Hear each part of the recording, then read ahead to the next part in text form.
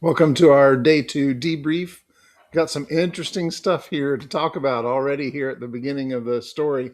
Hope you noticed how Ponyboy talked about how tough and tough were two different terms. I think that's hilarious. He spells the second one Tuff to distinguish that, but they sound exactly the same. But sometimes when you say tough, it means something a little bit different than the normal word. You think a few years back.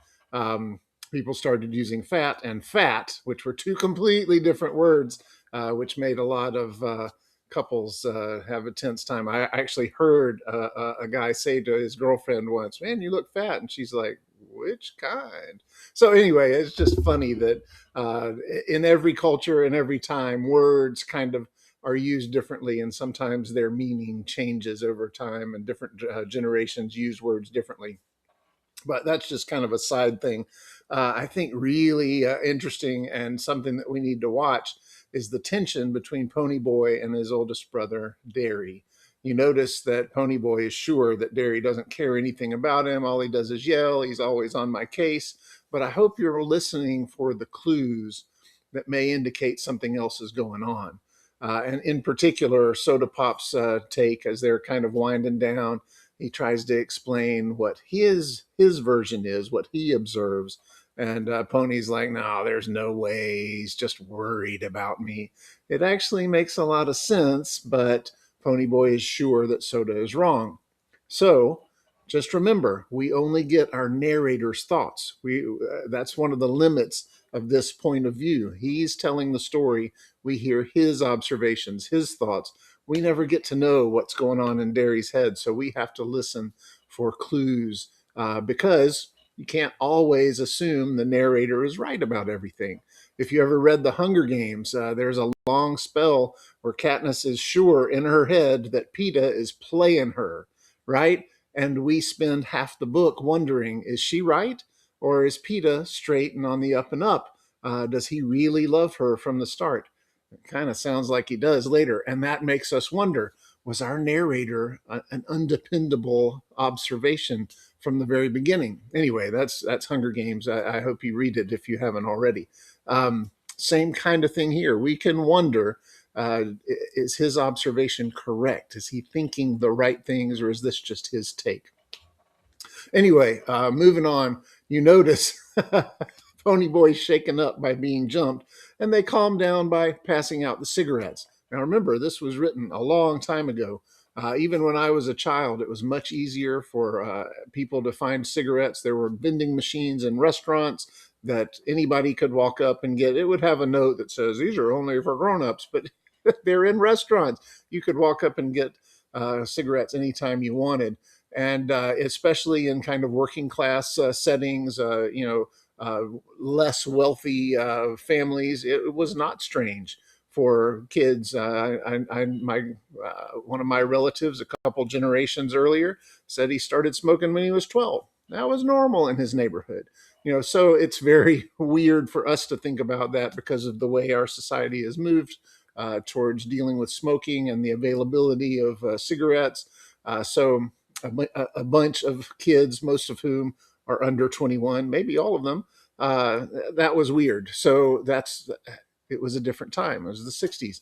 And you notice that they shoplifted Cools. That was a brand. I think they might still exist, but that wasn't obvious for someone who isn't familiar with brands of cigarettes. Switching gears, drive-in movies. You might need to do some research on that. They've largely passed away. They were barely holding on back in the 1900s when I was a kid. But for a while, they were very popular and sort of a social thing, especially when getting out in your car and driving was awesome.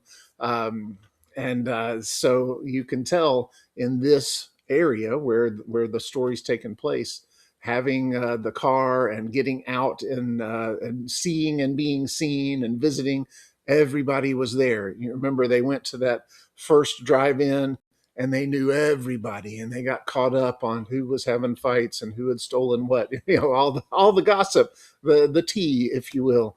And so it's not strange for them to have significant interactions at the drive-in, and this actually meeting up with Cherry and this other girl. I've forgotten her name. If they mentioned it, this is important because it's going to set some things in motion that will help set our plot up. But the drive-in, a center of community and socializing back then. Before shopping malls and stuff, shopping malls are hardly a thing now, but for a long time, shopping malls took over as the place where everybody met and got together. So, anyway, do a little research on that, talk to some people from past generations, and see what they think about drive in movies. One last thing, this is kind of important. Why is Ponyboy uncomfortable with how Dally is talking to the girls?